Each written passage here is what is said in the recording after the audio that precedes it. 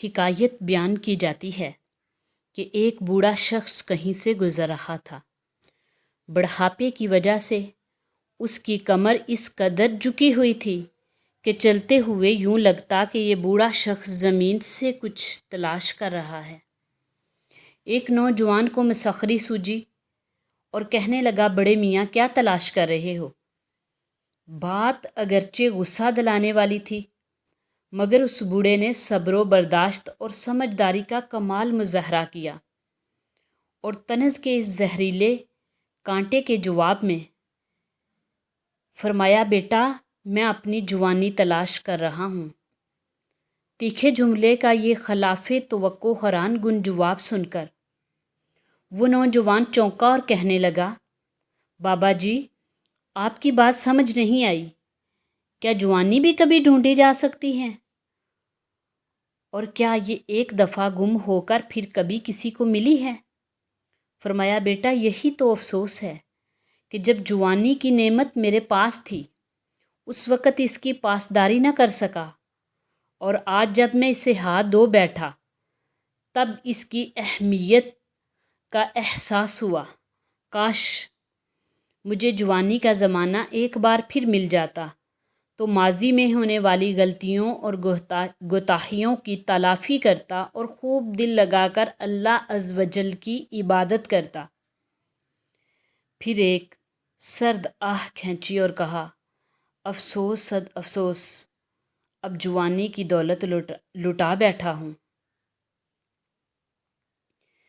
پھر وہ ضعیف العمر شخص اس نوجوان پر انفرادی کوشش کرتے ہوئے کہنے لگا، بیٹا اللہ عز و جل کے فضل و احسان سے تم ابھی نوجوان ہو، اس سے فائدہ اٹھا لو۔ عبادت پر کمر بستہ ہو جاؤ۔ کمر جھکنے سے پہلے رب تعالیٰ کے حضور سر کو جھکا لو، ورنہ بڑھاپے میں میری طرح کمر جھکائے جوانی کو تلاش کرتے پھرو گے، لیکن حسرت ندامت کے سوا کچھ نہ ملے گا۔ کفِ افسوس ملتے رہو گے، لیکن ہاتھ کچھ نہ آئے گا۔ حالات کچھ اس طرح سے سامنے آئیں گے، بچپن کھیل میں کھویا، جوانی نیند بھر سویا، بڑھاپا دیکھ کر رویا۔ اس مشفقانہ اور ناصحانہ انداز گفتگو اور انفرادی کوشش نے اس نوجوان کے دل و دماغ کو معطر اور اسے بے حد متاثر کیا۔ تھوڑی دیر پہلے اس بوڑھے پر طنز کے تیر چلانے والا نوجوان انفرادی کوشش سے متاثر ہو کر اب اسی بوڑھے کے سامنے آئندہ کے لیے جوانی کی قدر اور پرہیزگاری کی زندگی بسر کرنے کا عہد و پیمان کر رہا تھا۔ بیان کردہ پرحکمت حکایت اپنے دامن میں عبرت اور نصیحت کے بے بہا پھول لیے ہوئے ہے کہ اگر کوئی آپ سے تنقیدی لہجے یا طنز رویہ اپنائے تو اینٹ کا جواب پتھر سے دینے کی بجائے صبر و تحمل سے کام لیجیے۔ موقع کی مناسبت سے احسن انداز میں سمجھانے کی کوشش اور زہریلے کانٹوں کے جواب میں پھول پیش کرنے کی روش انشاءاللہ عز و جل نتائج سے سرفراز کرے گی۔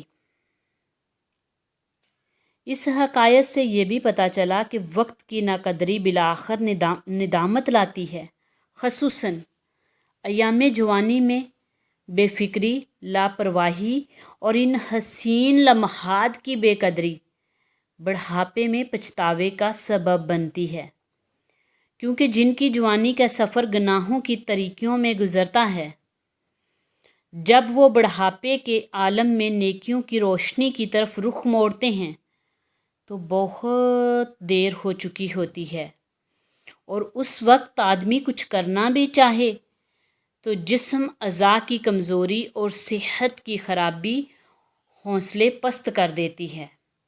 لہٰذا جب تک جوانی کی نعمت ہے اور صحیح سلامت ہے تو اس کو غنیمت جانتے ہوئے زیادہ سے زیادہ عبادت اور اچھے کاموں کی عادت پر استقامت پانے کی کوشش کیجیے، اور اگر آج نیکیوں سے جی چرا کر، بدیوں میں دل لگا کر، ہمت، صلاحیت اور وقت کی نعمت گنوا بیٹھے تو کل پچھتاوا ہوگا، لیکن اس وقت کا پچھتانا اور افسوس سے ہاتھ ملنا کسی کام نہ آئے گا۔ وقت کی تیز رفتار دہار ہمارے لیل و نہار کو کاٹتی چلی جا رہی ہے۔ وقت کی لگام کب کسی کے ہاتھ آئی ہے؟ اور وقت کی گاڑی سے کون کہے کہ ذرا آہستہ چل؟